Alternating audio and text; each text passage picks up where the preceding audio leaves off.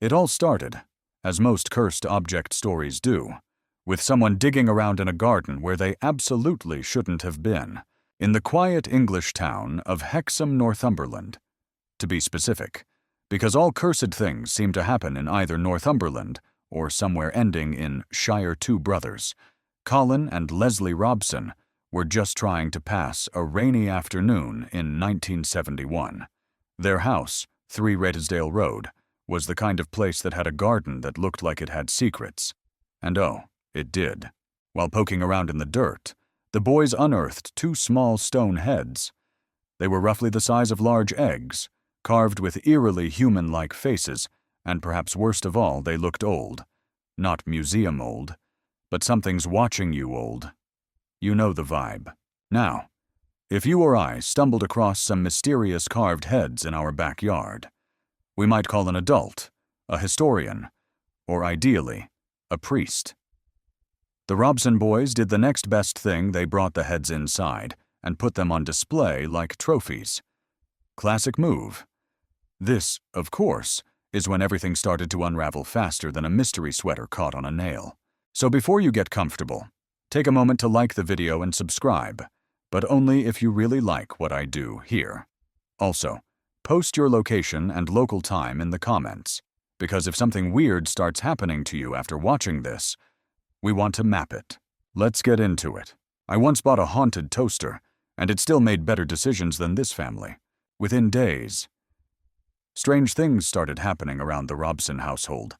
Items would move, not in the charming, "oh, I must have misplaced that" way, but in the sinister, "why is the fork embedded in the wall" way.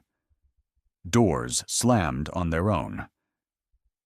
The family cat began avoiding the kitchen, where the heads were placed, as if it knew something the humans didn't. Which, let's be real, cats usually do.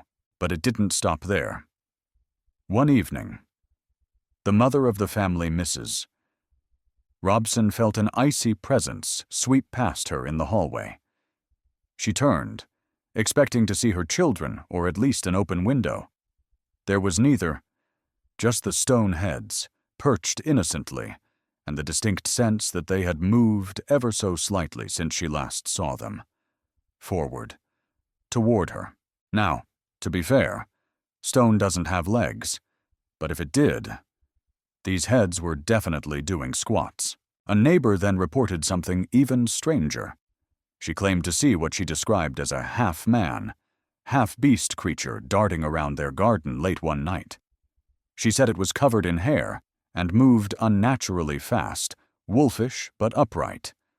The kind of description that makes cryptozoologists swoon and rational people look for hidden cameras.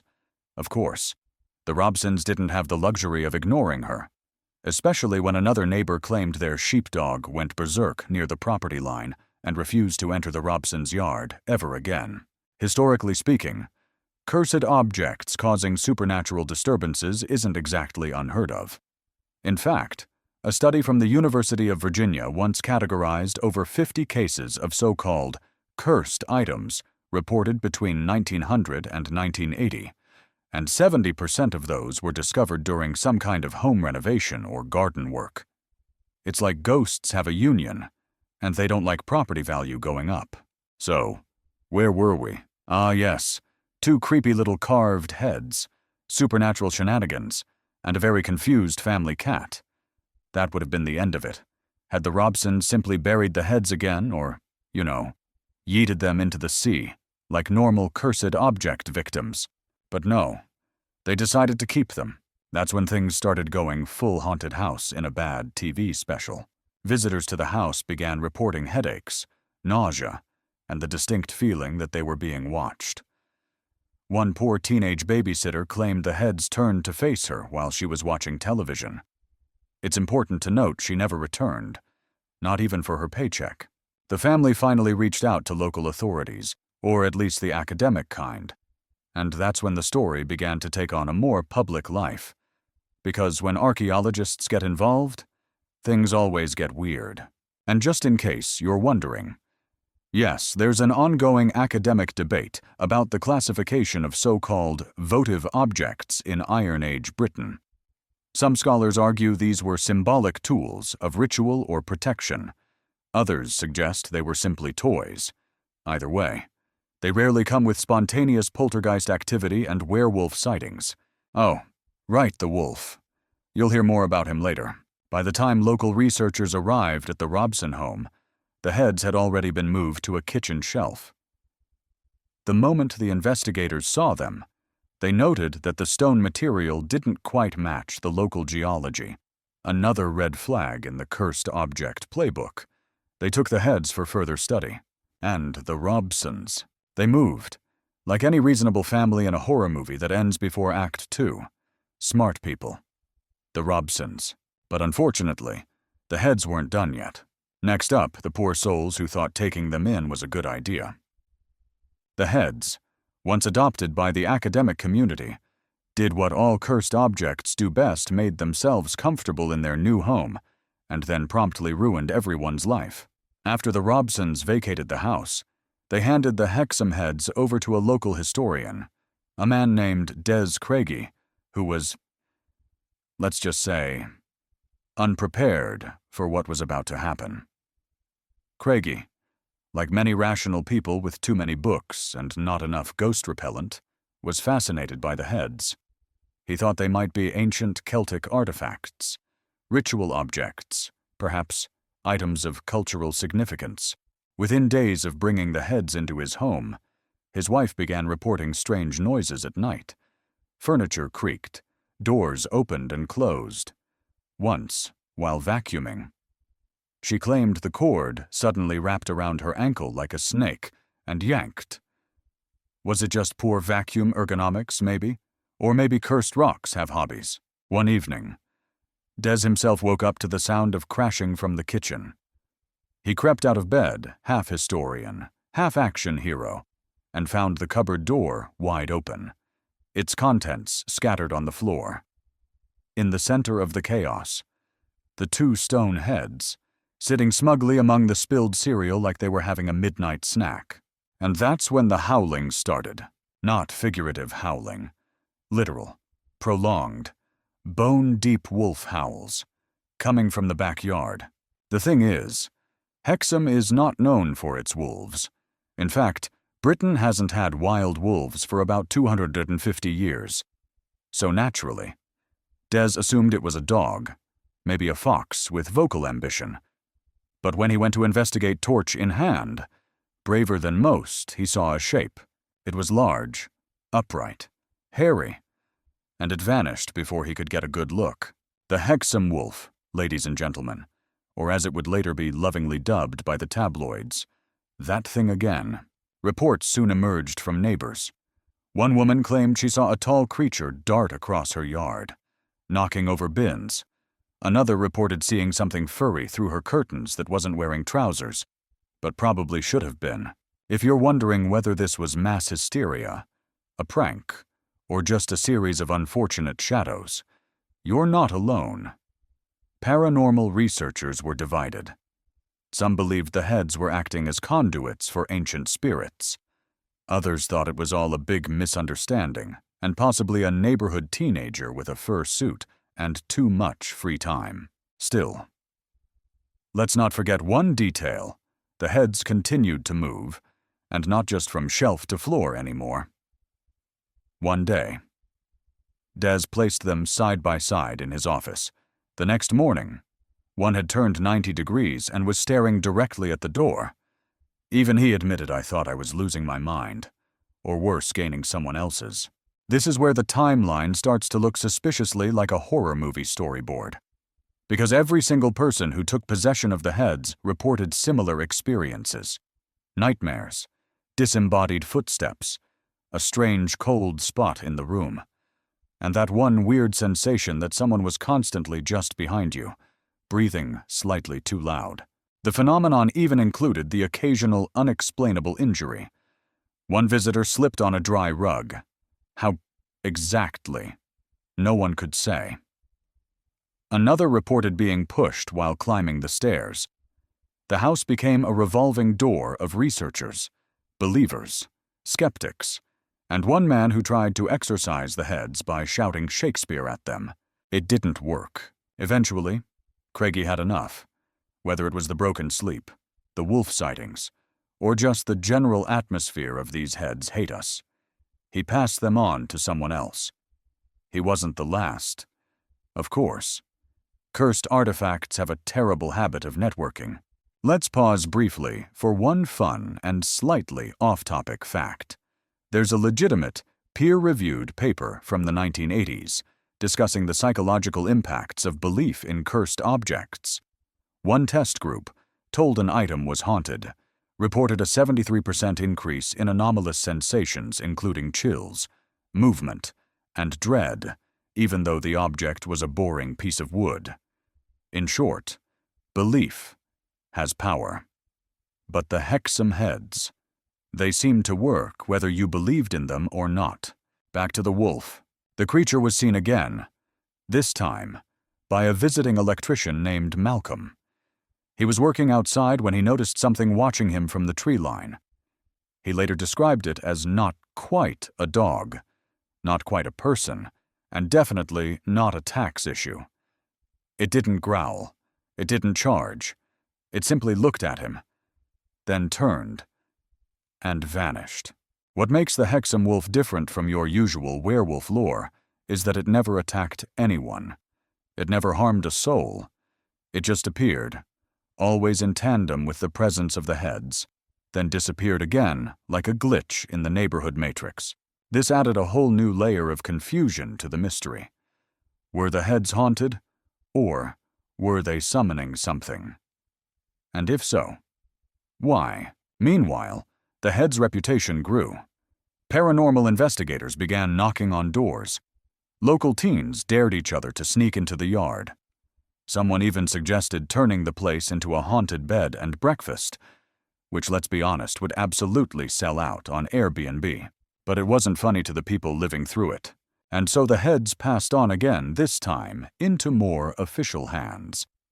But before we get to the scientist who tried to catalog their evil like it was a library book, there's one final detail worth mentioning from this chapter.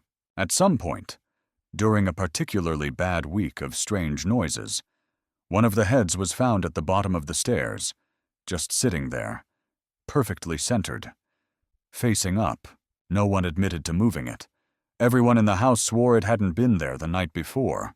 Let's just say, things were beginning to escalate.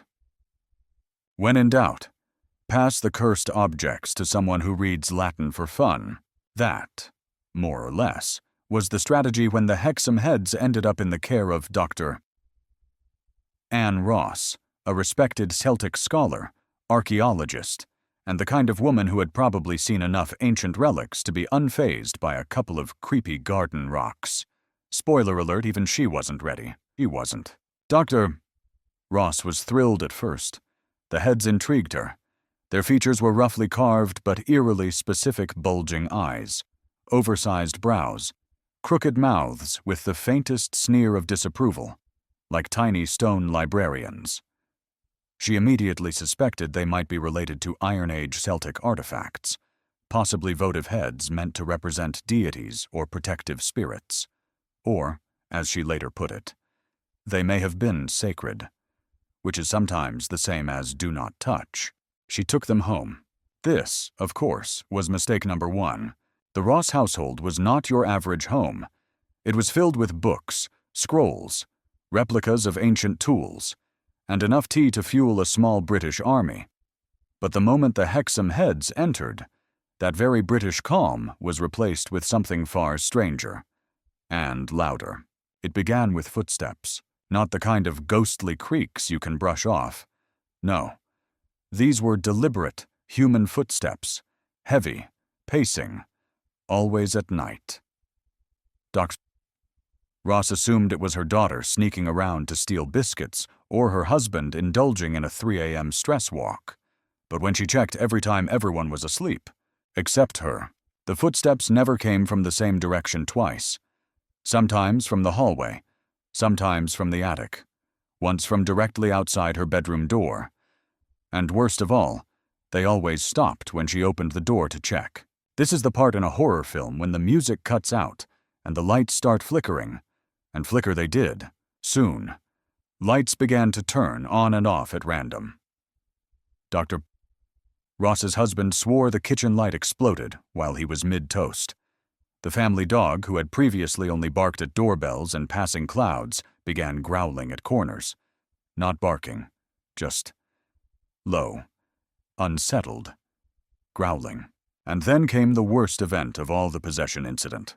Her teenage daughter, whose name is often omitted from interviews, possibly for privacy, or possibly because she's now a real estate agent who doesn't want to be that exorcism girl, began to change.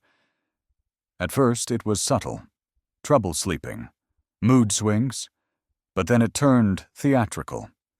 She began waking up in the middle of the night, speaking in a strange, guttural language. Latin, not quite. Gaelic, maybe. Something older. One night, she stood at the top of the stairs and, in a voice that was not hers, said, "They belong beneath." Naturally, Dr. Ross took this as a hint, as any responsible parent would do. She called in a series of colleagues to help. A folklorist, a linguist, and this is not a joke, a guy who once published a paper titled The Spiritual Topography of Northumberland, 400 BC to present. Even he said, "These heads are wrong." They ran tests, not fancy tests. This was the 1970s. After all, no one had a psychic MRI machine. But they did record electromagnetic fields in the room with the heads fields that fluctuated without any apparent cause, and the temperature dropped dramatically when the heads were placed together, compared to when they were kept apart. At one point, Dr. Ross placed them in a locked cabinet and went away for the weekend. Upon return, she found the cabinet open and the heads placed again, suspiciously centered on her writing desk. There was no sign of forced entry, no signs of a prank, no explanation. What makes Dr. Ross's case stand out isn't just the sheer volume of weirdness, it's that she documented everything. As a scholar, she treated the phenomenon like a field study. She published preliminary notes. She attempted interviews with the neighbors. She tracked time-of-day patterns in the disturbances. It was like Ghostbusters, but with more tweed. Also, fun sidebar. There's a minor debate among anthropologists about whether ancient carved heads were meant to honor ancestors or trap hostile spirits. Some believe the heads served as spiritual locks, a kind of supernatural zip file, which would be fine, unless someone, say, dug them up and gave them a nice comfy spot in the kitchen. But I digress. Eventually, Dr. Ross had enough. After one particularly disturbing night, in which every mirror in the house developed fog on the outside surface, a feat that baffled both science and her plumber, she declared the heads active and began seeking a way to offload them. Which brings us to the cursed object circle of life when in doubt. Send it to a museum and let them deal with it. The Hexham Heads were soon packed up gingerly, and with what I imagine were several passive-aggressive prayers, and sent to the British Museum for analysis. Dr. Ross, ever the academic, warned them, do not store them near anything breakable or alive. The museum staff chuckled. They wouldn't be laughing for long. Museums, in theory, are where cursed objects go to die quietly behind glass. Labels are printed, security is tight, and the creepiest thing you usually have to deal with is the taxidermy section. But the Hexham Heads, ever the drama queens, did not care for theories. Once inside the British Museum's temporary holdings specifically, the less glamorous archives section, where forgotten artifacts are stored in rows of climate-controlled grayness, the heads seemed to settle. At first, catalogued, tagged, placed in a box with some charcoal rubbings and a note from Dr. Ross that read, "Proceed with caution." Not joking. The staff rolled their eyes, as one unnamed assistant later told a tabloid. "We thought it was just another pair of folklore knickknacks." The kind you see after folklore professors have had too much sherry. Within a week, that same assistant had taken an unexplained leave of absence. Why? Because the storage room started acting up. At first, it was mild, lights flickering, a faint buzzing that couldn't be traced to any device. But then came the night alarms. Motion detectors triggered with no movement, security doors opening without keycards. One guard swore he heard footsteps again with the footsteps and found the artifact box open, despite it being locked and logged the night before. Inside, the Hexham Heads had somehow changed position. One was facing up, the other directly at the door. And for those playing along at home, that's now the third documented time the Heads repositioned themselves without human interference. It's either paranormal activity or the most determined prank in British museum history. Still, museum logic prevailed.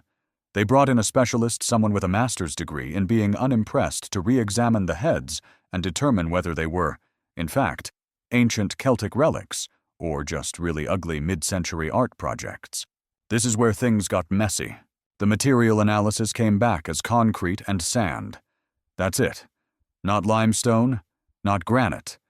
Concrete, as in cement. The same stuff used to make garden gnomes and low-budget patios. The museum called it modern fakes. Probably made in the 20th century. Probably a hoax. Probably not haunted. Probably. You could practically hear Dr. Ross frowning from across London, because if they were modern, that meant all the hauntings, all the wolf sightings, all the supernatural nonsense was either imagined, fabricated, or the result of two little sculptures with absolutely no right being that powerful. Even worse, their fakes announcement didn't stop the chaos. One custodian, who had no idea what was in the box, refused to enter the room again after hearing a low growl. Another reported that the stone heads gave off a charge, like touching the screen of an old TV. And in one deliciously absurd incident, a visiting researcher claimed he was nudged by something unseen while reviewing documents nearby. Nudged by an invisible force. While reading about votive offerings in pre-Roman Britain, at this point, the museum decided to do what all good institutions do when faced with a problem they can't explain. They buried it in bureaucracy. The Heads were quietly relocated to a deeper archive room with less foot traffic. A special request was made to store them not adjacent to any human remains or religious artifacts, which is the academic version of put it in time out. But word got out, and as we all know, once a story enters the bloodstream of British folklore, it spreads faster than marmalade on toast. Paranormal enthusiasts started writing in. Skeptics launched blog wars.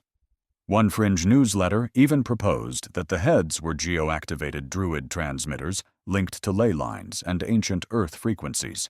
Another argued they were alien communication devices powered by human anxiety. Honestly, both arguments seemed equally plausible at this point. Let's take a quick scholarly detour here. The theory that certain objects can carry residual psychic energy, sometimes called psychometry, has been floating around for centuries. Some believe stone absorbs memory or trauma the same way wax records sound. While there's no mainstream scientific proof of this, the field of parapsychology continues to debate it, especially when objects like the Hexham Heads refuse to stay boring. And just in case you were hoping for some comic relief, one assistant curator swore the Heads gave him a tiny electric shock when he tried to label them with a new tracking sticker. Afterward, the sticker kept peeling off. He tried 3 more. Each one fell off by morning. Eventually, he gave up and marked the box with a post-it that read simply, "Nope," and still. The Head sat there, unmoving, unblinking, waiting. But the strangest incident of all came one evening in 1978 during routine cataloging hours. A junior archivist, staying late, reported hearing soft scratching like nails on cardboard coming from the Head's storage shelf. He searched the box. Nothing. Then he walked away, And the scratching started again. He never finished his report, just scribbled one line in the logbook. There's something in the box that isn't stone. Now, whether this was exhaustion, dramatics, or something else entirely, we'll never know. What we do know is that after this incident, the museum agreed to relocate the heads to an off-site storage unit. Not destroyed, not buried, just stored. Somewhere else. Somewhere far. In theory, this should have ended things. But cursed objects, as we've established, have great travel agents. And someone, somewhere, was about to claim they made the heads in their backyard with leftover plaster and an afternoon of boredom. Because nothing ruins a good haunting like a man with a concrete mixer and a half-finished alibi. Just when the Hexham Heads were teetering on the edge of folklore legend and supernatural celebrity, a man named Trevor stepped forward and said, "Essentially, it was me. I made them, with leftover cement. Sorry for all the hauntings." Cue the sound of 1,000 eyebrows raising in synchronized disbelief. Trevor, full name Trevor Wilkinson, was a local stonemason who lived in Hexham during the 1950s. He claimed he'd crafted the heads years earlier as toys or decorative items he couldn't quite remember which, and that they had somehow ended up in the soil outside the Robson house. Maybe he lost them.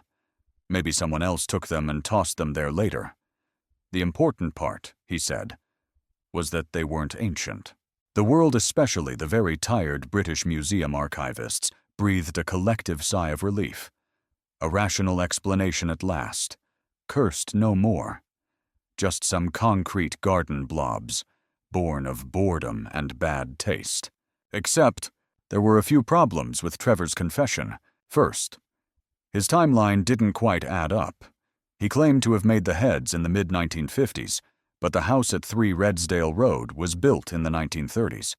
So unless the heads traveled back in time to get buried beneath the Robsons' garden, someone was either fibbing or confusing their decades. Second, Trevor couldn't reproduce the heads. When asked to demonstrate his technique, he made a new head, but it didn't look quite right. The facial features were different. The shape was off. Even the texture of the material felt subtly wrong. Experts compared it to the originals and raised some serious academic eyebrows. And third, perhaps most importantly, why did these ordinary-looking, supposedly modern heads cause such a string of terrifying events? Surely no one had that much faith in bad arts and crafts. Dr. Anne Ross, who by this point was essentially the Hexham Heads' most reluctant spokesperson, publicly disagreed with Trevor's explanation. She was, to put it gently, not impressed. "I've seen modern reproductions," she said in an interview. "These are not them." It was the archaeological equivalent of calling someone's DIY project offensively unconvincing. Trevor stood by his story, though he was calm, measured, and very, very boring in interviews, exactly the opposite of what you'd expect from someone trying to stage a hoax, which only deepened the mystery. Here's a philosophical debate for you. If a man claims to have made a cursed object, and no one believes him, does the curse still count? Meanwhile, as the academic world argued over Trevor's credibility, strange events continued. Not big, headline-making ones, but small, quiet anomalies. A museum staff member developed a sudden fear of enclosed spaces after visiting the storage room. A researcher reviewing the Hexham file began sleepwalking.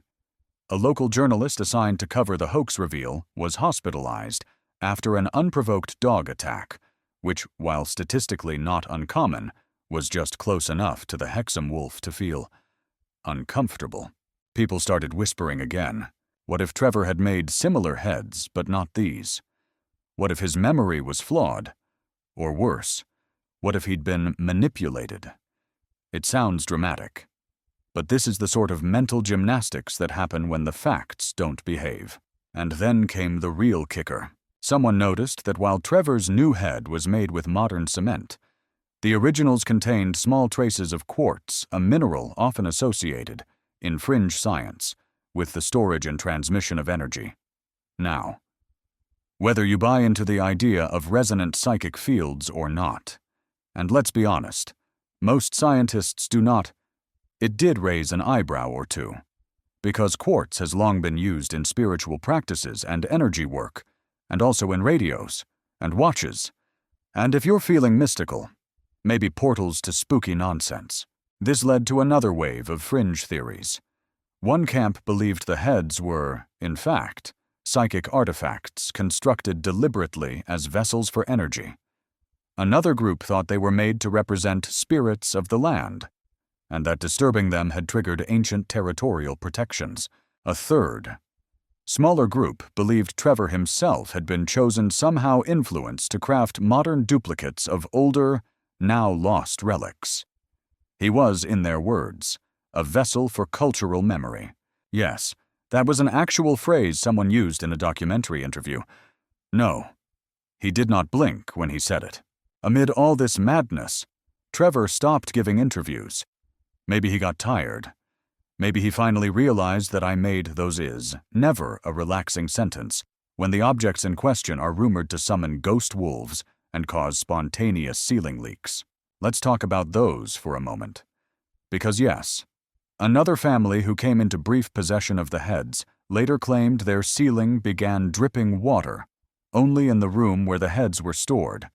Plumbers found nothing wrong, moved the heads, and the dripping stopped.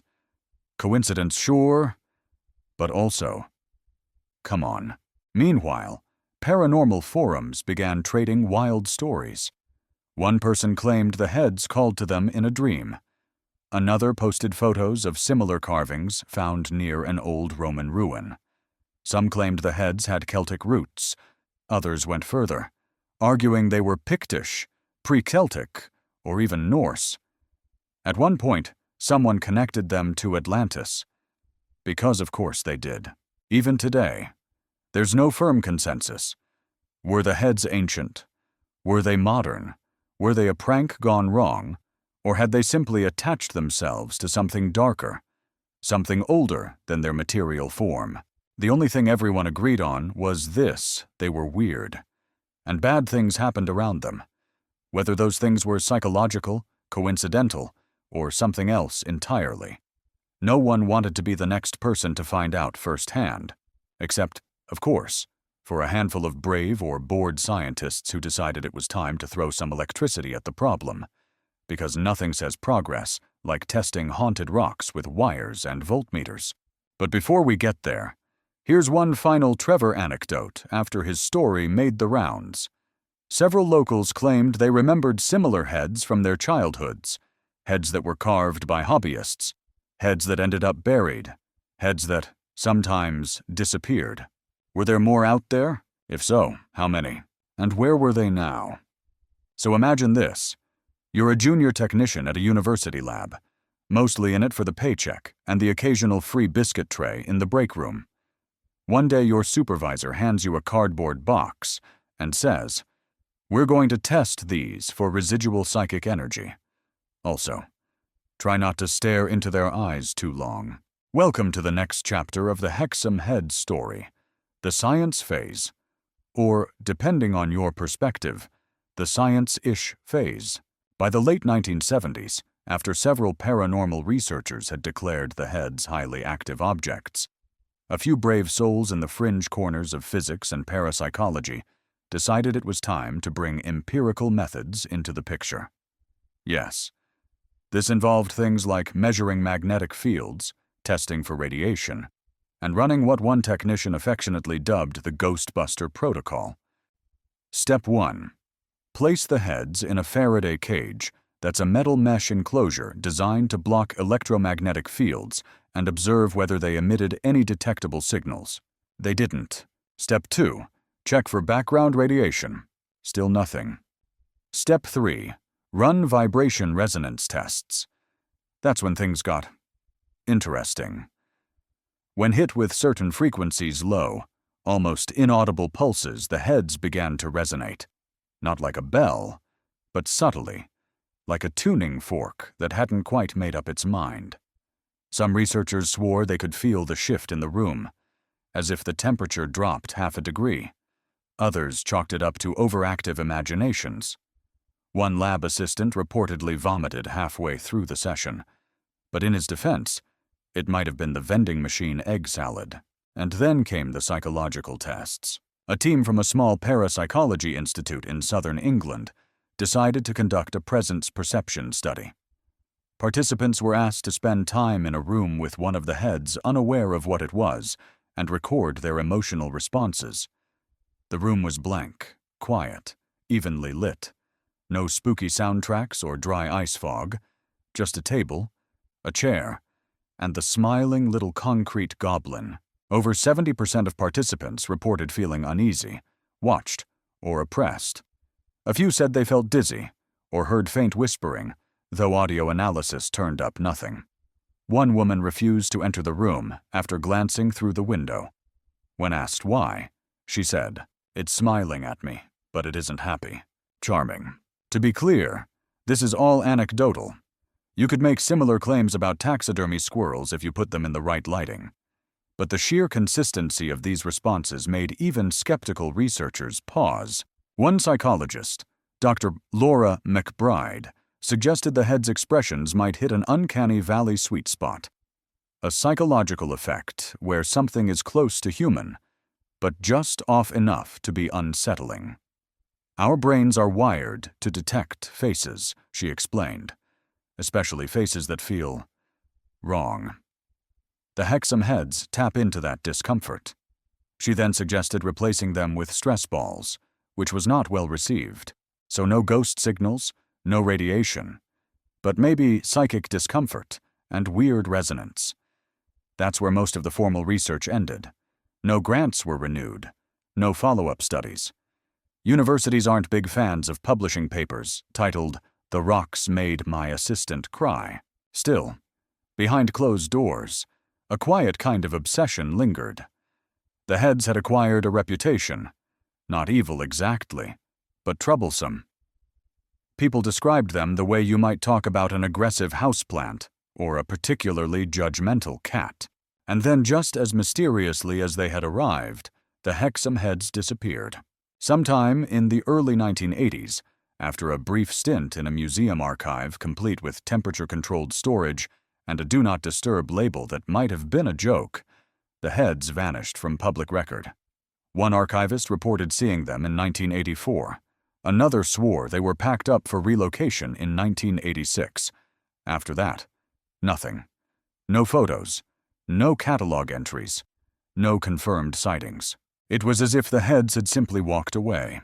This, naturally, gave rise to even more theories. Theory 1, the museum buried them. Literally.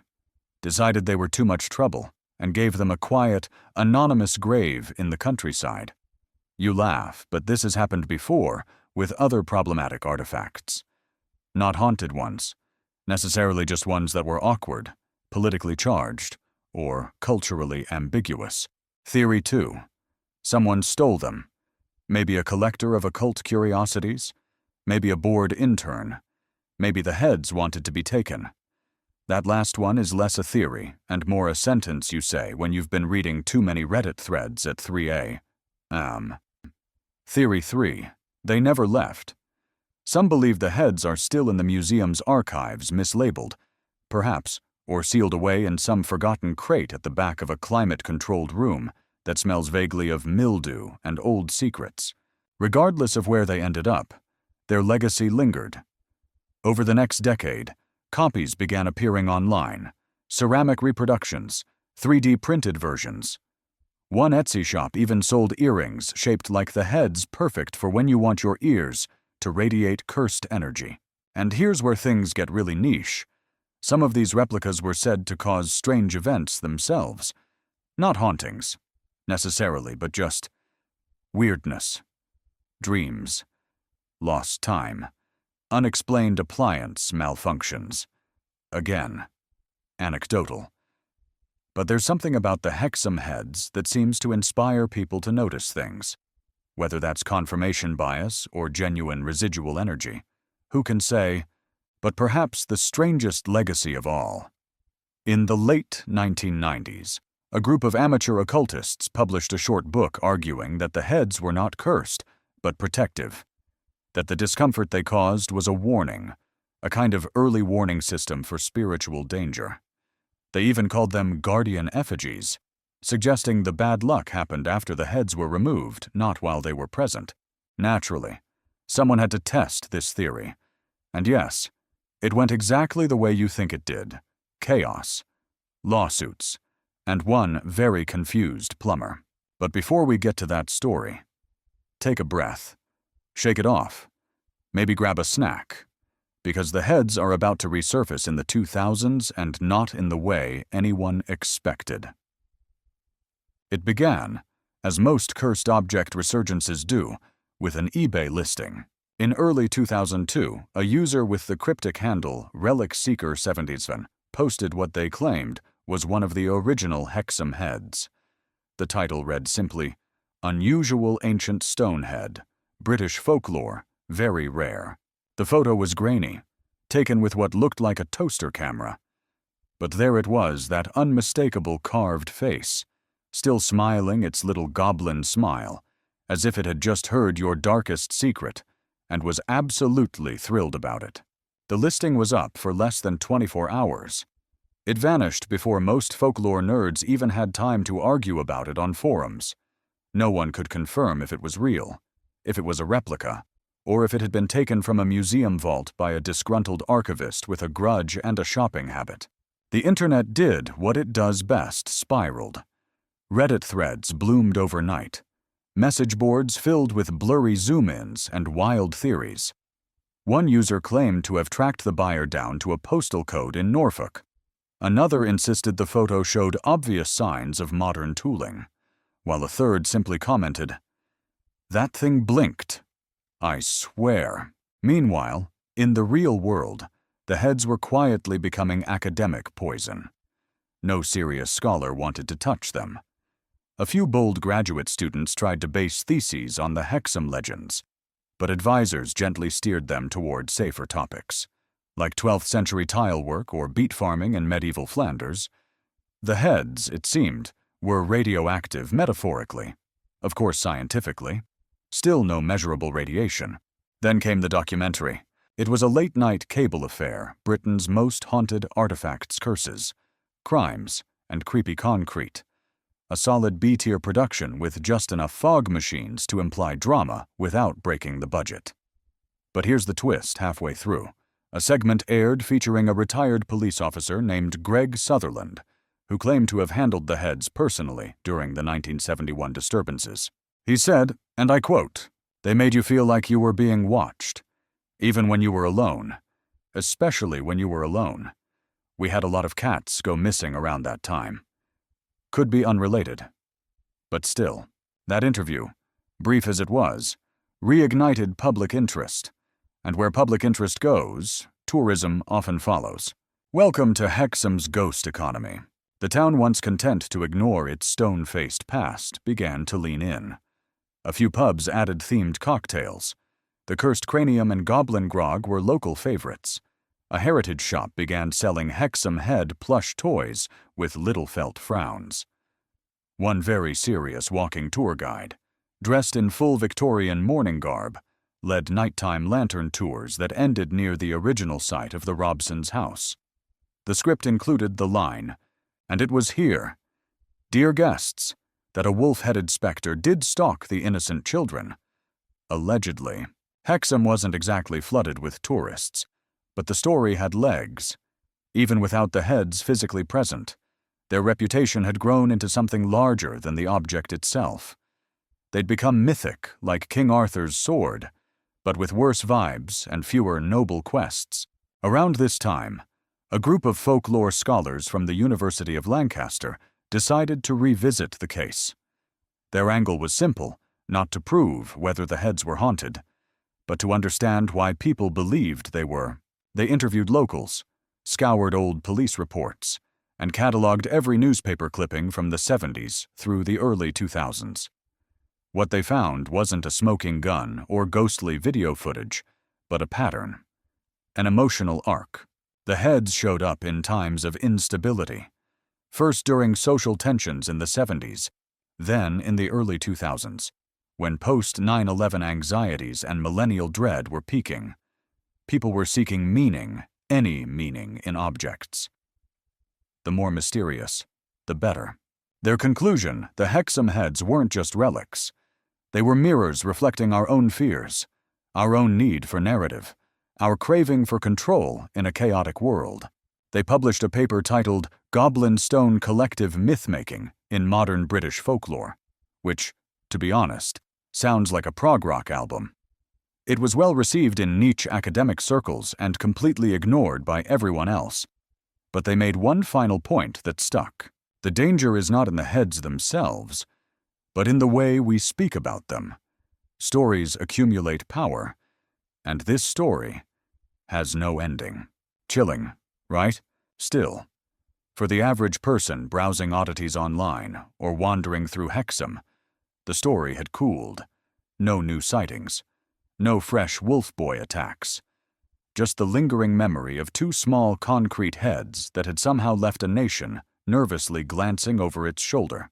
That is, until 2011. A man calling himself Edmund Crowley, who claimed to be a collector of historic anomalies, uploaded a YouTube video titled Hexham Head Found Real or Hoax. It showed what looked like one of the original heads, sitting on a silk pillow, under dramatically low lighting. Crowley's voice was steady, calm. He never explained where he found it. He never said if it was real. The video ended with him placing the head in a wooden box, locking it, and whispering, "Some things prefer silence." That video got 1.2 million views in its first week, and then, like everything else connected to the heads, it vanished. Channel deleted. No archives, no mirrors, just screen recordings and grainy copies passed around the paranormal forums like contraband candy. The legend was alive again. Because that's the thing about cursed stories, they never really die. They just wait, quietly, patiently, like a smiling stone face under your floorboards. It was only a matter of time before someone decided to tempt fate. Her name was Samantha Beale, and she was exactly the kind of person who would, a paranormal investigator/YouTuber with a healthy dose of skepticism and a love for all things haunted, hexed, or just plain weird. Her channel, Beale or No Beale, had grown popular for its tongue-in-cheek ghost hunts and ASMR EVP sessions that sounded like whispered gossip in a haunted nail salon. In 2013, she made a bold announcement. "I'm going to Hexham. I'm going to find the heads. And I'm going to sleep with one under my pillow. Because, apparently, I hate restful REM cycles." Her audience ate it up. The Hexham Challenge became a meme before she even boarded the train. The journey was classic Sam. She filmed the train ride, overlaid with spooky music and snarky captions like "This is where it all goes wrong," and last known footage of a functioning adult. By the time she arrived in Hexham, it was raining, because of course it was. She met with a few locals, filmed interviews, and visited the original site where the heads had been unearthed. It was now part of a row of modest homes, nothing ominous unless you count the very angry goose in someone's front garden, which, to be fair, might have been possessed. But the centerpiece of her trip came 2 nights in, when she met a man claiming to own one of the original Hexham Heads. He was a recluse who insisted on meeting in a public park. He brought a small box wrapped in a grocery bag, inside a stone head weathered, chipped, and unmistakable. It had the look. Sam asked for proof. The man shrugged. "You either believe or you don't. The head doesn't care." A sentence that, while cryptic, should absolutely be printed on a t-shirt. That night, back at her Airbnb, she did the unthinkable. She placed the head beneath her pillow, hit record on her night vision camera, and tried to sleep. What followed was 8 hours of tossing, turning, and one very distinct moment around 3:12 a.m. when she sat bolt upright, stared straight at the camera, and said, "You're not supposed to be here," then laid back down. The next morning, she had no memory of it. She posted the video. It went viral. The comment section was chaos. Did anyone else hear a whisper at 3:15? Look at the shadow in the upper left corner. It moves. Sam, girl, are you okay? Blink twice if you need sage and a priest. Naturally, skeptics called it staged. Some said the head was a prop. Others claimed sleep paralysis. One user posted a 12-minute video explaining how Sam's possessed mumbling was just her quoting lines from The Matrix. Admittedly, she did say there is no spoon at some point. But even with the memes, even with the debunkers, something had shifted. People were talking about the heads again, not just in forums or academic circles, but everywhere. Podcasts, BuzzFeed lists, TikToks with dramatic slow zooms and captions like, "Would you sleep next to this?" Sam gained 300,000 subscribers that month. Her video was dissected, remixed, even turned into lo-fi beats to study to. And still, the head sat quietly in her studio on a shelf, next to a taxidermied bat wearing sunglasses. But as any horror movie aficionado will tell you, you never bring the haunted object home. In the weeks that followed, Sam reported a series of weird experiences. Her lights flickered, even with brand new wiring. Her Alexa started playing Gregorian chants at 2 a.m. Unmarked packages arrived at her door, containing rocks. Just rocks. And her cat, normally a furry loaf of indifference, would hiss at the shelf and then bolt from the room like it had seen something. Still, she played it cool. "It's probably just the algorithm," she joked in one video, or ghosts, but mostly the algorithm. But then came the incident. During a live stream Q&A, viewers noticed something strange behind Sam. The head seemed to turn, just slightly. Subtle. Like it had angled itself toward the camera. Naturally, the clip was clipped, zoomed, enhanced, memed. But Sam, she didn't laugh. In her next video, she looked tired, jittery, and she announced that the head was gone. "I gave it back," she said to the man, or someone who said he knew the man. "I don't know anymore. It felt wrong. Heavy." She ended with a joke. Of course. So remember, kids don't put ancient cursed objects under your pillow unless you want really weird dreams and the sudden ability to speak Latin in your sleep. But that was the last time she mentioned the Hexham Heads. She pivoted her content to urban legends in the Midwest and never filmed in her old studio again. Some say the whole thing was a hoax. Others are convinced she saw something she's not allowed to talk about. But the video remains. So do the theories. And somewhere, maybe in a box, maybe in the soil, the heads are still out there, waiting, because the thing about stories like this, they're not content to be told once.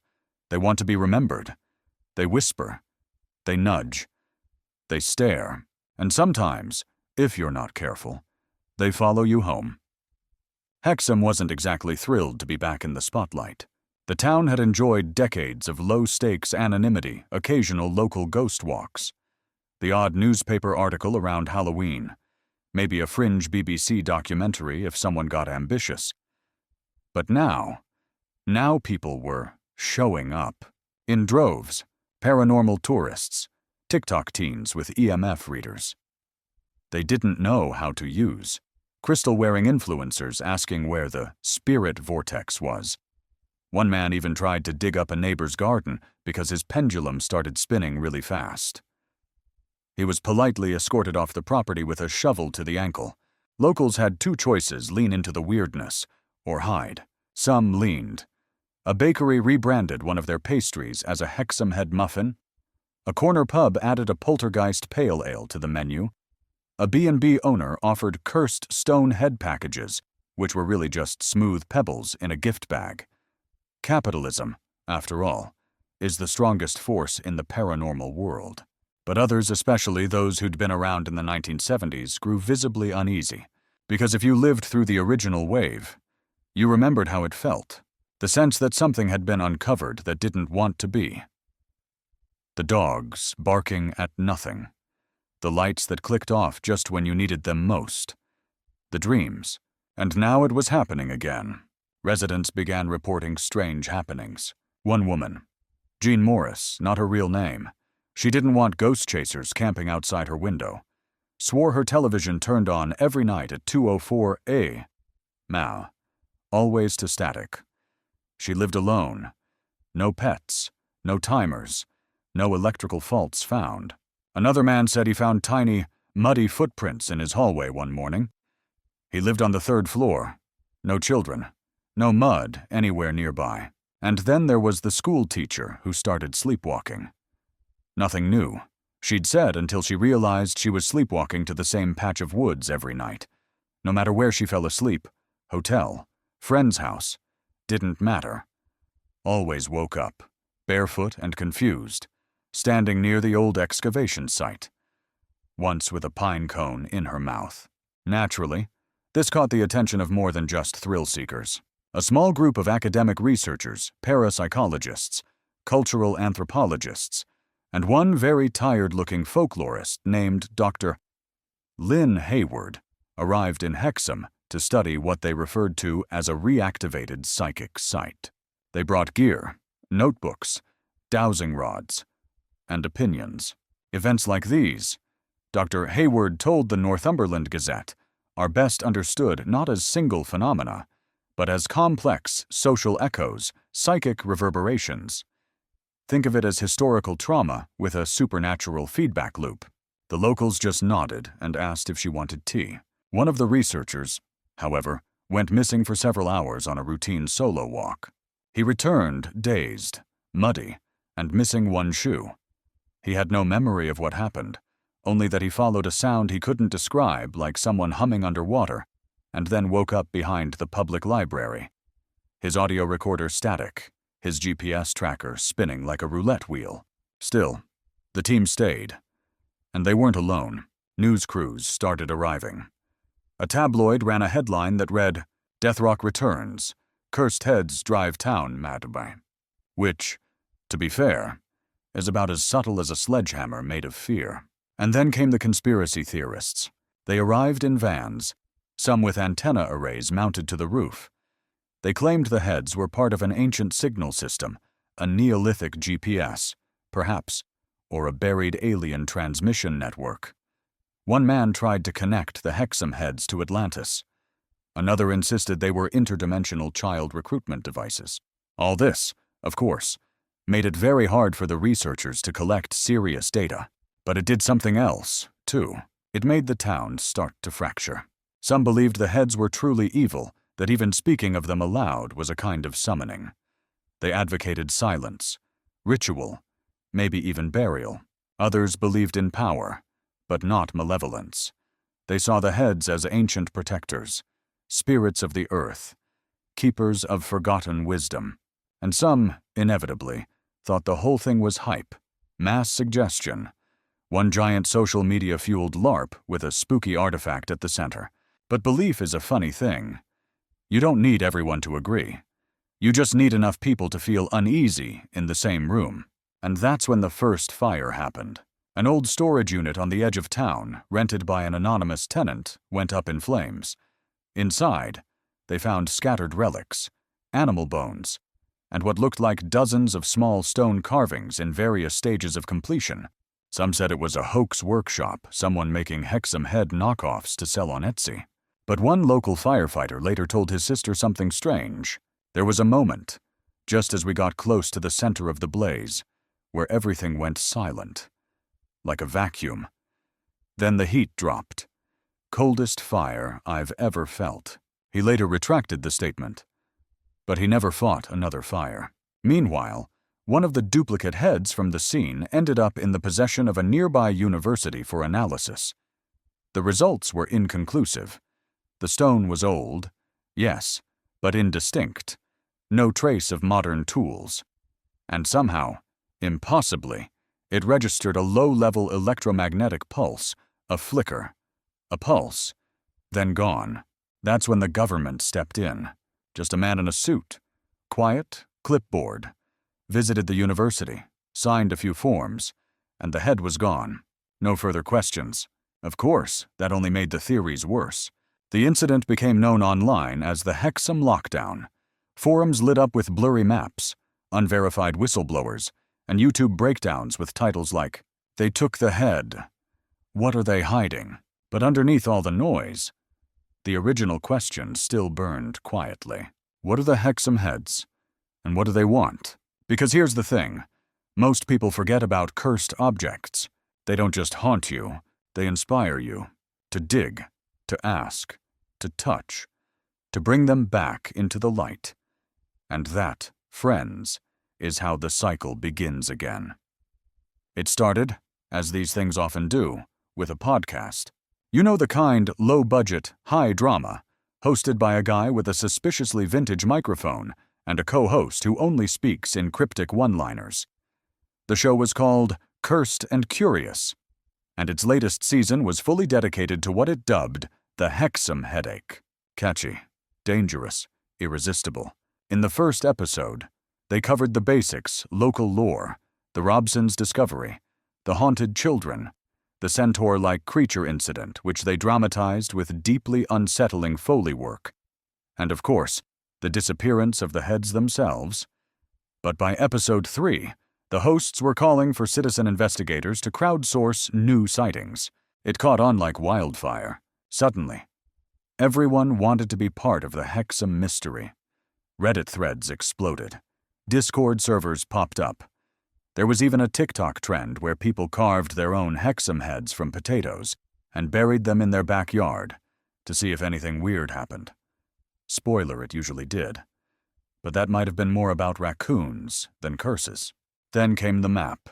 Someone nobody knows exactly who released a crowdsourced interactive map plotting every known location where one of the original Hexham heads had been kept, or rumored to have been. It even tracked sightings of duplicates, alleged energy spikes, and, bafflingly, the location of every pet hamster lost in the town since 1971. For pattern analysis, apparently, one marker blinked with a bold red icon. Leicester. That's where the last confirmed sighting of one of the actual heads had occurred. A museum staffer claimed he saw it in the archives in 2003 during a late shift, tucked behind a mislabeled box of Mesopotamian pottery. He reported it. The next day, the box and the staffer were gone. Not gone. He just quit his job and moved to Portugal. Said he had a new clarity about life and didn't want to bring any more stone demons into the light. Respect. But back to the map.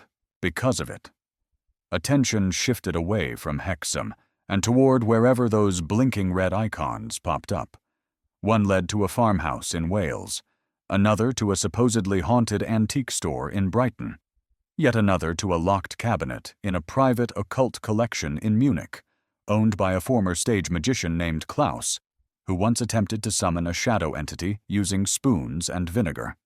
He failed. The spoons just bent, weirdly, but the most promising lead came from a tiny village in Cornwall, where an old gardener named Ellis claimed he had a Hexham head, the real one. He kept it in his tool shed, wrapped in a flannel scarf and buried beneath a stack of National Geographics. He said it liked the quiet. Naturally, the podcast hosts rushed to interview him.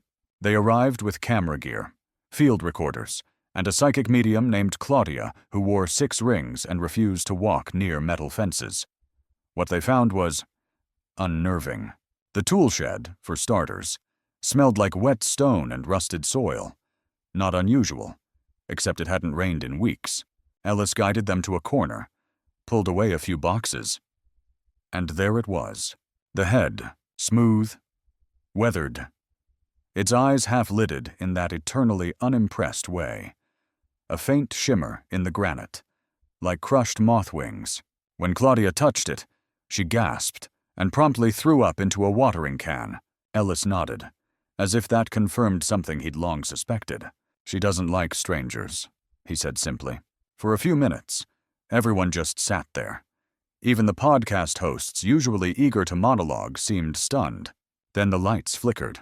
Except, there were no lights. The shed didn't have electricity. One of the hosts, Grant, later said it felt like the shadows got thicker.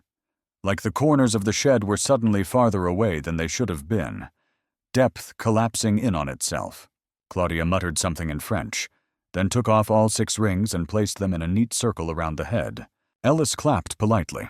When the team asked if they could borrow the object just for a short while, for study, for documentation, for podcast clout, Ellis declined. Politely, firmly. "She's finally resting," he said. "No more boxes, no more labs, no more running." They left empty-handed, but not empty-brained. Back on the podcast, the team analyzed the audio. There was something, a faint background noise whenever the head was spoken about. Not when it was seen, not when it was touched. Only when Ellis described it. Slowed down, filtered through noise reduction and spectral analysis. It resembled music. Not quite. More like a patterned hum. Pulsing. Like a heartbeat made of sand. Experts were called. Theories were spun. One neuroscientist suggested it might be a form of embedded auditory pareidolia, like seeing faces in clouds, but hearing order in noise. Another proposed it was an ancient mnemonic device, stone as storage, a data form older than writing. Meanwhile, Ellis vanished. The shed was found empty a week later. No head, no boxes, no watering can. Locals said they saw him walking toward the cliffs early one morning, alone, carrying something bundled in flannel. The cliffs are steep.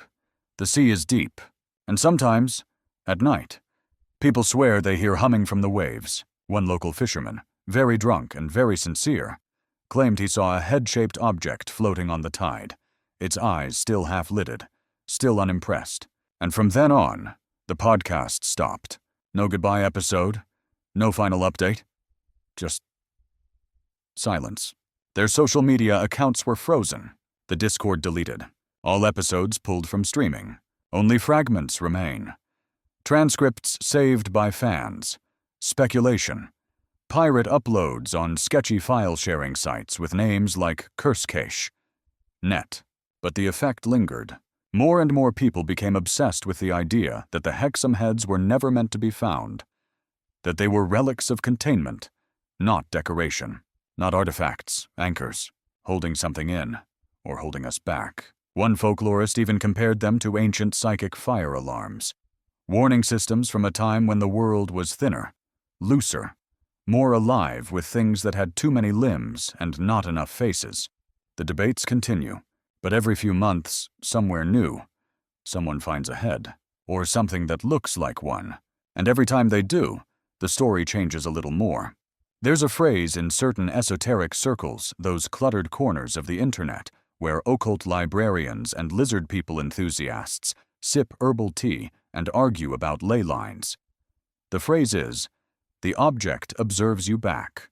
It resurfaced in the case files surrounding the Hexham Heads, often as a footnote or late-night forum post, tucked beneath grainy scans of old journals and pages scribbled in runes that may have just been poorly drawn laundry symbols.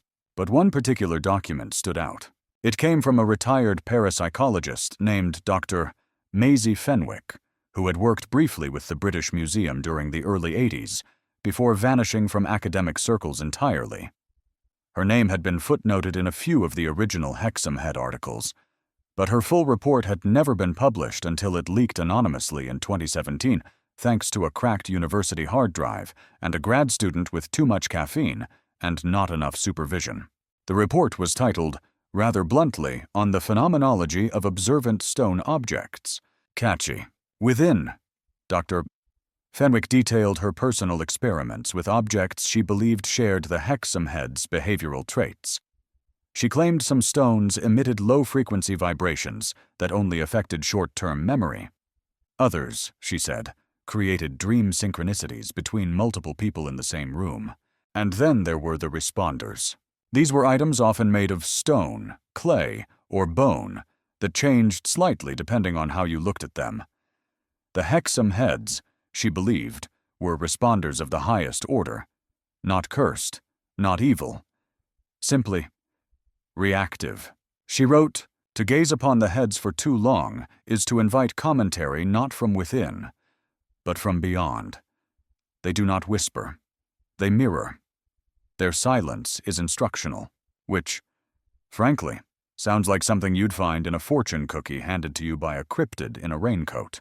Still, there were parallels. Her report included diagrams of visual distortions how, when lit from different angles, the heads seemed to shift in expression. She also claimed that observers experienced micro-behavioral alterations, changes in tone, memory recall, and even handwriting after handling the objects. It was like being subtly rewritten by stone. Dr. Fenwick documented one particularly chilling experiment, in which a subject reported hearing a voice that spoke in his mother's cadence, but with unfamiliar grammar, whenever he touched the left head. She concluded that the objects may contain a mnemonic virus, not digital, but psychic. Something passed not through technology, but through interpretation. Every person who perceived the object added to its data set.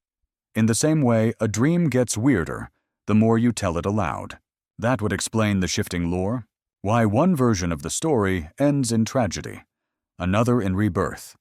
Why the heads sometimes vanished completely, and other times were sold on eBay disguised as garden gnomes. Because the heads weren't artifacts. They were stories that didn't need to be true to survive. Just told. And the more they were told, the sharper they became, like a rumor with teeth. But the weirdest part of Dr. Fenwick's report, she mentioned a third head, one never recovered, one that appeared only once in a dream shared by 3 different test subjects, all of whom had no prior contact and lived on separate continents. They all described the same thing, a head, larger than the others, rougher, eyes closed, mouth slightly open, as if about to say something. It sat on a bed of black sand. Around it, dozens of people sat in a circle, backs turned to it, humming softly. No one knew what it meant, but after the experiment, all 3 test subjects quit the program. One became a beekeeper. One joined a convent. The third moved to the Arctic Circle to feel small again. That's the kind of vibe we're dealing with here. Still, Dr. Fenwick's work was largely dismissed at the time. Too speculative, too spooky, too full of diagrams that looked like spider webs and references to dream architecture. But her influence persisted. In fact, her concept of mnemonic contagion inspired a fringe academic movement known as neurotoxicology, which, yes, sounds like a fake class your cousin took at Burning Man, but is surprisingly well documented. Neurotoxicologists believe that some stories aren't just infectious, they're structurally aggressive. That is, they want to be told, and they subtly influence the behavior of the teller to ensure that they are. It's storytelling as viral transmission, and according to one theory, the Hexham Heads are physical embodiments of such stories, conduits for unstable narratives. Their existence perpetuates a kind of mimetic loop, where each new encounter slightly reshapes the legend, which in turn reshapes the next encounter. The evidence, well, remember the podcast After It Vanished? A number of copycat series popped up, all of them featuring Hexham-centric episodes. Some were legit, others clearly riding the coattails. But within 2 years, 7 of the hosts had reported symptoms of pareidolic overload, a condition where faces appear in every object. Toaster face, cloud face, cheese grater face, and it's judging you. Even more disturbing, one host started speaking in a made-up language composed entirely of Yorkshire dialect and 17th century Latin roots. It made no sense, but it felt like it should. All this, of course, is anecdotal. You could argue that Hexham hysteria is just the modern version of folklore fever. People want to believe. They need monsters, mysteries, and slightly haunted garden decor. But what if it's more? What if the heads aren't haunted? But haunting, not by ghosts, but by narrative inertia, that slow gravitational pull of stories that refuse to die, like satellites endlessly orbiting human curiosity. And maybe that's why, no matter how many times they're lost, they're always found again. Not because they're chasing people, but because people chase them. Like the way your brain fixates on a half-remembered song lyric, or a word that doesn't exist but you swear you've said before, or a face carved into stone that looks just a little too knowing. Dr. Fenwick's last words in her report. A simple line, scrawled at the bottom of the final page, separate from the rest. They were never meant to be held. By the time the 1990s came tiptoeing in with boy bands and dial-up tones, the Hexham Heads had officially reached cult status, but not the fun kind, with matching robes and potlucks. More like the cursed object under your bed kind. The kind whispered about at midnight between horror buffs and those people who collect antique dolls with slightly moving eyes. And just when it seemed the heads had faded into the grainy VHS static of the past, they resurfaced. Again. This time, not through a haunting, or an exorcism, or even a scholarly footnote, but through a garage sale in Surrey.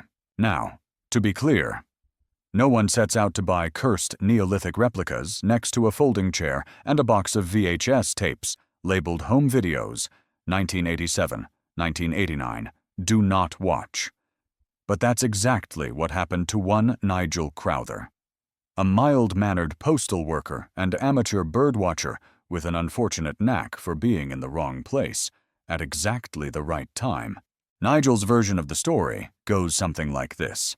He was browsing a neighbor's sale when he spotted two small stone-like heads in a shoebox marked Weird Garden Stuff, 50p each.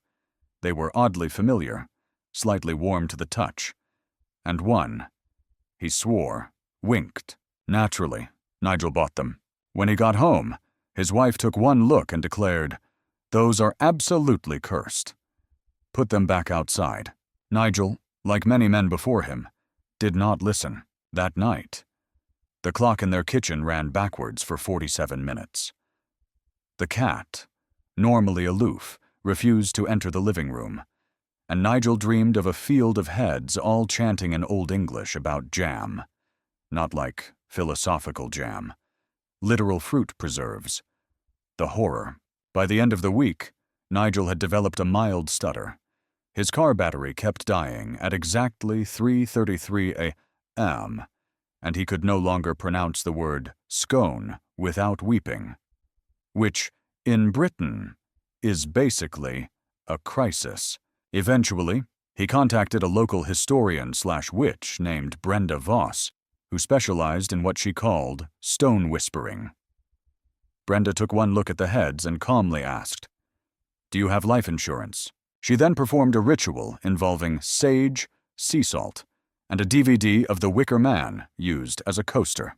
After the ritual, things seemed to return to normal. Nigel regained the ability to talk about baked goods without emotional collapse, and the cat stopped staring ominously at the microwave.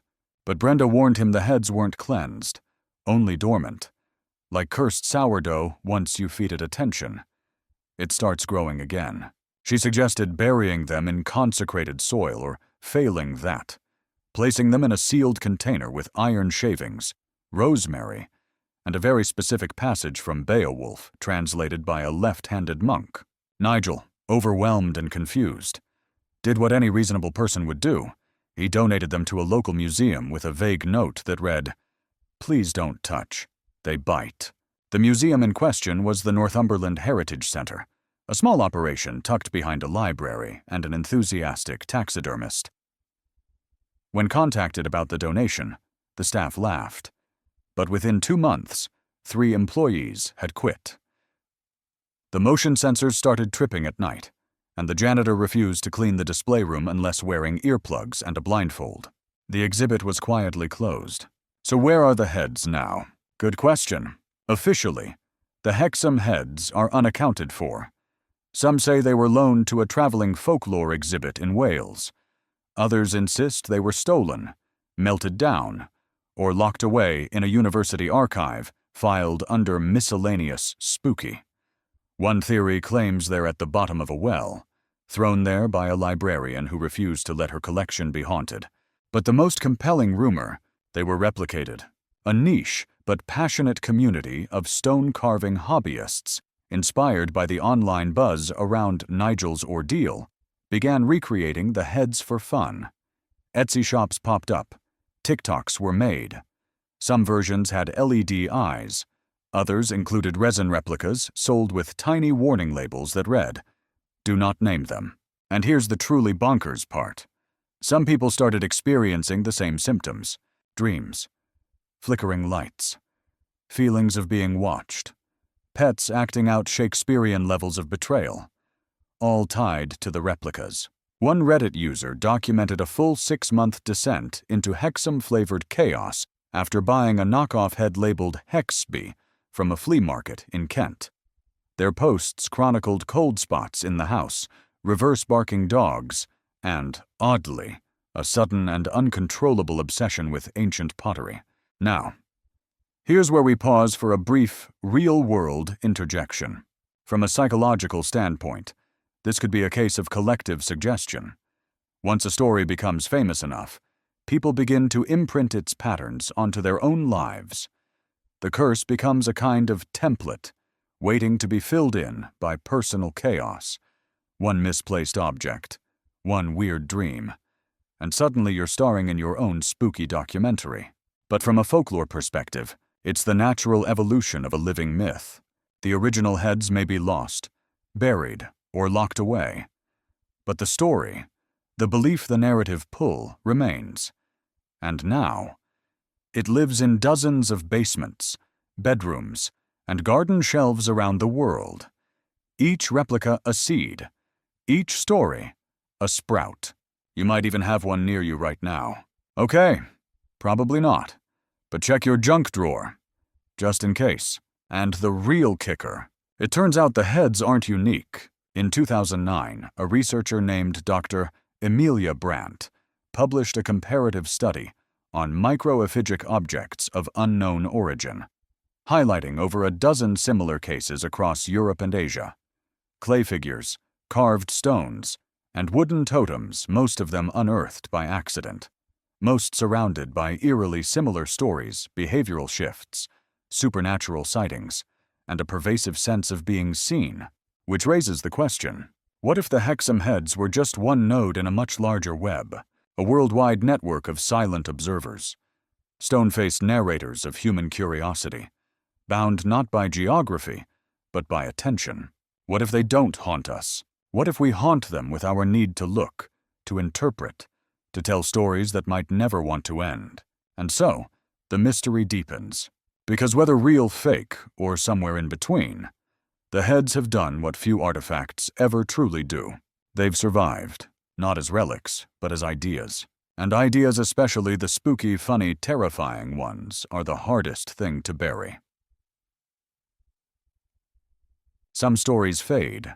Others dig in their heels and refuse to go quietly into the storage locker of cultural memory. The Hexham Heads, predictably, fell into the latter category. They weren't content with their moment of mid-century mayhem, they wanted a sequel.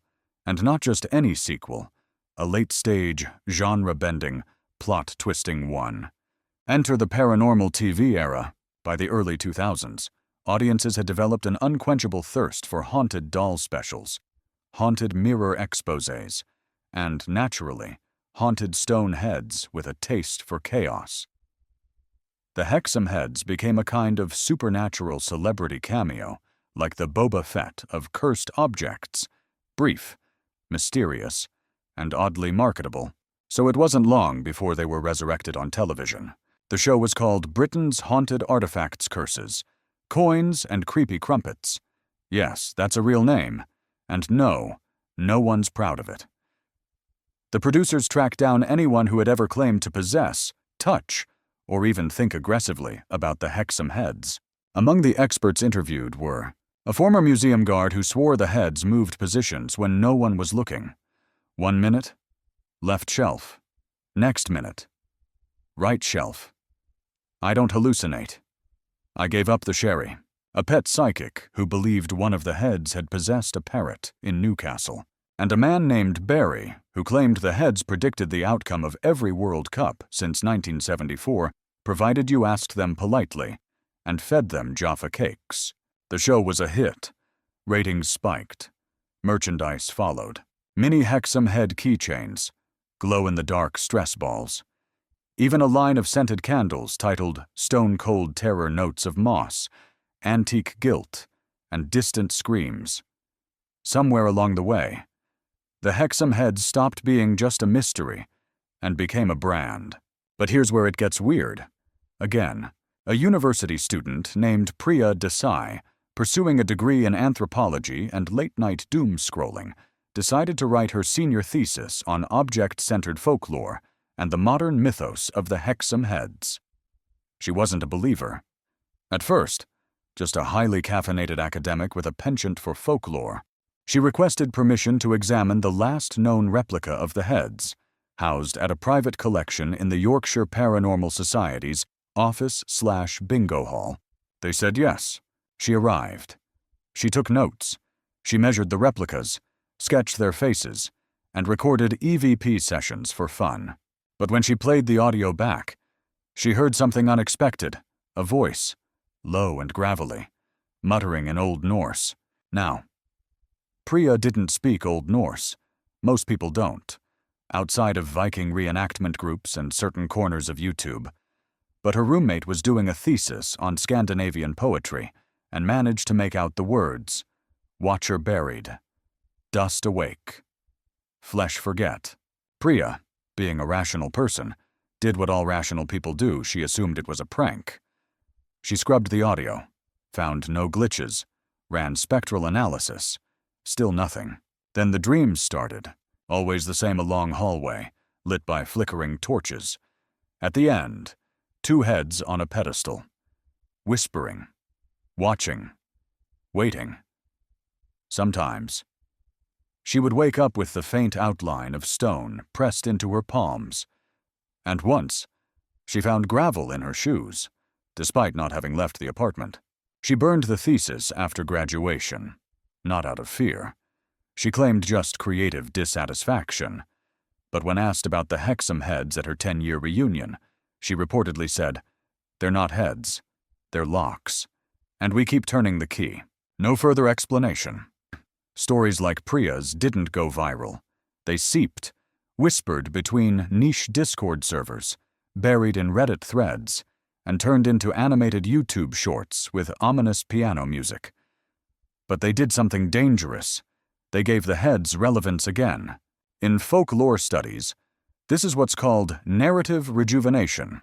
A dead myth, when paired with new context or technology, can mutate, evolve, become stranger. And mutate they did, soon. The Hexham Heads were appearing in creepypasta, horror args, even indie video games where players explored endless stone labyrinths while avoiding sentient statues. In one bizarre mobile game, the Heads were reimagined as sarcastic AI assistants with British accents who insulted you every time you took damage. Oh dear. You fell into another pit. How terribly predictable. But beneath the memes and mockery, something unsettling lingered. Because while most internet legends are born from fiction, the Hexham Heads had roots in reality. They had names, histories, soil, DNA tests, police reports, and that, somehow, made them feel less like characters and more like participants. As their story expanded, so too did the debates. Were the Heads ancient artifacts or modern hoaxes? Were the reported hauntings psychological projections or evidence of an unknown energy source? Could inanimate objects hold memory, intention, malice? The argument spilled into academic conferences and online panels. One particularly heated Zoom symposium ended with a folklorist throwing virtual hands over the semantics of animate lithics. But here's the twist with every debate. Every retelling, the Heads grew stronger. Not physically. Of course, they were still the same ugly little gobs of carved nonsense. But in cultural weight, in narrative power, because the more people talked about them, the more people believed. And belief, as any trickster spirit will tell you, is the best fertilizer for a curse. So where does that leave us? With a question, one that threads itself through every part of this tale like a whisper between floorboards. What if the Hexham Heads were never meant to be understood? What if their whole purpose was to confuse, disturb, and survive not by force, but by fascination? After all, you're still here, aren't you? Still listening, still imagining, still wondering. Which means maybe it worked. By now, The Hexham Heads had migrated from folklore to fandom, and from fandom to folklore again. They had completed the strange alchemical cycle of myth, obscure oddity, cultural punchline, terrifying relic, and then, somehow, sacred object. Not sacred in the religious sense. Of course, no one was starting a formal Church of the Cursed Pebbles, though there was a brief Tumblr cult in 2017 that tried. No. The heads became sacred in that uncomfortable way. Cursed things sometimes do. Like an open letter from the universe that everyone agrees not to read aloud. But someone always reads aloud. And this time, it was a podcaster. His name was Ellis Moorcroft, and he ran a wildly popular series called Modern Lore: The Myths That Refuse to Die. Each season focused on one topic: Wendigos, time slips, cursed cruise ships, and Season 5 was titled, simply, The Heads. The thing about Ellis was that he didn't believe in anything. He called himself a skeptical folklorist with a dark sense of humor and a worse haircut. His brand was aggressively rational, which made what happened next even more interesting. He went all in, not just interviews and research, but site visits, object analysis, reenactments, and what he called immersive skepticism. Poking the paranormal with a very large stick. The podcast became a phenomenon. Within weeks, listeners were reporting strange dreams, power surges during playback, and pets acting nervous when the show came on. One woman swore her toddler whispered, "The little stones want you to listen again," before going back to coloring a headless bunny. Ellis laughed it off. Until episode 6, he'd managed to secure a brief interview with Dr. Anne Blackwood, the reclusive parapsychologist who'd once examined the heads in the 1980s and then promptly disappeared from public life. The audio was difficult. The first 10 minutes were crisp and clean. She spoke about psychic residue, intention-infused matter, and theoretical conscious topology. It sounded like your usual brainy ghost science, but then came the static. Not the usual podcast glitchy kind. It was rhythmic, pulsing, almost like breath. When Ellis asked her if she still believed the heads were active, there was a long silence. Then she said, "They don't stop. They just wait for the right ears." The audio cut out, hard, like someone pulled the plug. When Ellis reviewed the raw file later, that entire section, her voice, the question, the background hum was gone, deleted. And it hadn't been backed up. So of course, he released it anyway. Fans went feral. Forums exploded with theories. Some said the heads were still influencing electronics. Others swore the episode caused their smart speakers to whisper things at night. And Ellis, well, something changed. His tone, his pace. His jokes grew slower, more fragmented. In episode 8, he said, "The funny thing about staring into stone faces is that sometimes they blink." No one knew what to make of it. Then he vanished. Not metaphorically, like really vanished. He missed a live event in Manchester, didn't respond to texts, and his apartment was found empty, save for a cold cup of tea and an open notebook with a single phrase written over and over. 2 heads. 1 truth. Dig beneath. No foul play. No signs of distress, just gone. Now, if this were fiction, we'd call it overwrought. But here we are. Real Ellis, real disappearance, real media circus. Even the police got involved. Briefly, before quietly closing the case. Voluntary absence, they called it. The internet had other ideas. To this day, you can find maps of where Ellis might have gone plotted against ley lines, ancient Roman roads, even migratory patterns of badgers, don't ask. But the only clue that ever surfaced was a 13-second voicemail left on his producer's phone. Breath, gravel, and a whisper he asked too clearly. That was it. The final nail in the podcast's coffin, or the final spark in its wildfire. Listeners doubled, then tripled. People wanted the cursed content. They begged for more. The mystery wasn't just about the heads anymore. It was about the way they echoed. In psychology, There's a term called narrative contagion. It describes how a story, once believed strongly enough, begins to behave like a virus.